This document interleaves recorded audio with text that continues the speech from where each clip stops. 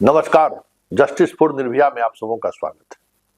चलिए, जिन सवालों को लेकर हमारी आलोचना हो रही थी या जिन सवालों को लेकर मुझे कटघरे में खड़े किए जा रहे थे, चलिए वो उसका साइंटिफिक रिपोर्ट भी सामने आ गया। मैं बार बार कह रहा था कि इस मामले में का तार पटना से नहीं जहानाबाद से जुड़ा हुआ है। और आज जिन लोगों का डीएनए टेस्ट लिया गया था, खास करके मकान मालिक का बेटा और अग्रवाल का बेटा, सभी का डीएनए रिपोर्ट आ गया। और लड़की के अंडरगारमेंट्स में जो स्पर्म मिला था उससे किसी का भी रिपोर्ट मैच नहीं किया। मतलब जिन जिन लोगों पर चीख चीख कर लोग आरोप लगा रहे थे, वो आरोप जिस एक सांसद भी लगा रहे थे, पप्पू यादव, कि हमें पता है कि किसने बलात्कार किया है। तो अब तो रिपोर्ट आ गई और रिपोर्ट उसी लैब से आई है जिस लैब ने रिपोर्ट ये जारी की थी कि उसमें स्पर्म मिला है। इतना ही नहीं, ये भी बात सामने आया है कि बस एक ही व्यक्ति, जिसका भी स्पर्म है, एक ही व्यक्ति का स्पर्म है। तो गैंग रेप का जो थ्योरी जो है वो भी कहीं न कहीं इस फॉरेंसिक रिपोर्ट के बाद खत्म हो गई।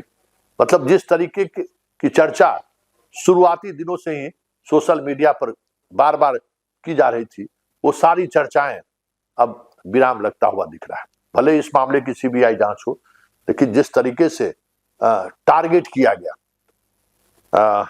पूरे मसले पर, खास करके हॉस्टल प्रबंधन को लेकर, हॉस्टल के वार्डन को लेकर, हॉस्टल के मालिक को लेकर, या ये इनके रिश्तेदार और नातेदार को लेकर, वो सारी चीजें सामने आ गई है। ऐसे में ये सवाल उठना लाजमी है कि आखिर वो स्पर्म है तो किसका है, क्योंकि इस स्पर्म को लेकर भी अब पुलिस की एक अलग थ्योरी आ रही है। जो कपड़ा परिवार के द्वारा मुहैया कराया गया और जो अस्पताल ने जो कपड़ा मुहैया कराया गया उसमें 2 कपड़ा कम है। मतलब 7 कपड़ा अस्पताल के द्वारा मुहैया कराया गया, जबकि इन्होंने मात्र 5 ही कपड़ा एफएसएल को, मतलब पुलिस को जांच के लिए दिया है। उसके बाद कपड़ा ये 6 तारीख को, हम आपको दिखा रहे हैं कि कपड़ा ये 6 तारीख को 9:53 पर इन्होंने लिया है और ये कपड़ा 10 तारीख को उन्होंने दिया है। मतलब 6 तारीख का जो कपड़ा उन्होंने रिसीव की, 4 दिन तक इन्होंने अपने पास कपड़ा रखा है। तो अब पुलिस ये भी मानने लगी है, कहीं जिस तरीके से झूठ पर झूठ परिजन बोल रहे हैं, कहीं ये भी तो साजिश नहीं है। खैर, अब उस साजिश पर जांच पुलिस के हाथ में अब है ही नहीं, लेकिन जब तक सीबीआई इस केस को टेक ओवर नहीं कर पाती लेती है, तब तक तो इसके पास सब कुछ है ही। तो अब आने वाले समय में ये सारी बातें डायरी में अंकित होकर सीबीआई को दी जाएगी और ऐसे में परिवार के सदस्यों की मुश्किलें बढ़ जाएं तो कोई बड़ी बात नहीं होगी। जिस तरीके से बड़ी बड़ी बातें परिवार के लोग कर रहे हैं, जिस तरीके के आरोप लगा रहे हैं पुलिस प्रशासन पर बिकने का, कहीं न कहीं ये सारे आरोप इन साइंटिफिक इन्वेस्टिगेशन के सामने कटघरे में खड़े कर दे परिजन को, तो ये भी कोई बड़ी बात नहीं होगी।